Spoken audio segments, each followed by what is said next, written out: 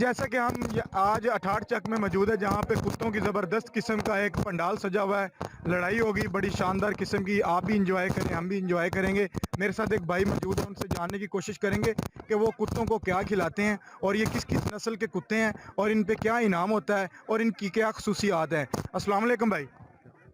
वालेकुम सलाम। भाई सानू थोड़ा जिहा दसोगे कि ये कुत्ते ਜਿਹੜੇ ਨੇ ਇਹਨਾਂ ਨੂੰ ਕੀ ਖਵਾਇਆ ਜਾਂਦਾ ਹੈ ਤੇ ਲੜਾਈ ਦੇ ਵਿੱਚ ਇਹਨਾਂ ਦੇ ਕੀ ਇਨਾਮ ਰੱਖਿਆ ਜਾਂਦਾ ਹੈ? ਇਹਨਾਂ ਦਾ ਨਾਮ ਰੱਖਿਆ ਜਾਂਦਾ ਜੀ, ਜਿਹੜਾ ਬੰਦਾ ਸੱਦਦਾ ਨਾ ਉਹ ਇੱਕ ਸੱਜਣ ਪੁਣੇ 'ਚ ਹੁੰਦਾ, ਇੱਕ ਇਨਾਮ ਹੁੰਦਾ 50,000 20,000 30,000 ਜਿੰਨੀ ਹਿੰਮਤ ਆ। ਠੀਕ ਆ। ਕੁੱਤੇ ਨੂੰ ਖਿਲਾਇਆ ਜਾਂਦਾ ਘੇ, ਗੋਸ਼ਤ, ਚਰਬੀ, ਔਜਰੀ ਕਿ ਮੋਟਰਸਾਈਕਲ ਤੇ ਤੇਲ ਵਿੱਚ ਪਾ ਕੇ ਭਜਾਉਣਾ। ਕੋਈ ਤਕਰੀਬਨ ਨਾ ਵੀ ਆਵੇ ਖਰਚਾ 8-7-6,000 ਰੁਪਏ ਖਰਚਾ ਆ ਜਾਂਦਾ। ਅੱਛਾ, ਹਰ ਮਹੀਨੇ 6-7 ਹਜ਼ਾਰ ਖਰਚ? ਹਾਂਜੀ, ਹਰ ਮੈਚ ਦੀ ਮੈਚ ਤੇ ਮੋਟਰਸਾਈਕਲ ਦਾ ਜਿਹੜਾ ਦੂਆ ਘੇ ਖਿਲਾਉਣਾ ਜਾਂ ਮਸਾਲਾ ਦੂਸਰਾ ਕਰਨਾ, ਗੋਸ਼ਤ ਪਾਉਣਾ, ਔਜਰੀ ਪਕਾਉਣੀ। ਇਸ ਟਾਈਮ ਇੱਥੇ ਕਿੰਨੇ ਨਸਲਾਂ ਦੇ ਕੁੱਤੇ ਮੌਜੂਦ ਨੇ? ਇੱਥੇ ਨਸਲਾਂ ਦੇ ਹਰ ਹੀ ਮੌਜੂਦ ਆ, ਹਰ ਨਸਲ ਹੀ ਹੈਗੀ ਆ ਇੱਥੇ। ਅੱਛਾ ਜੀ। ਹਾਂਜੀ।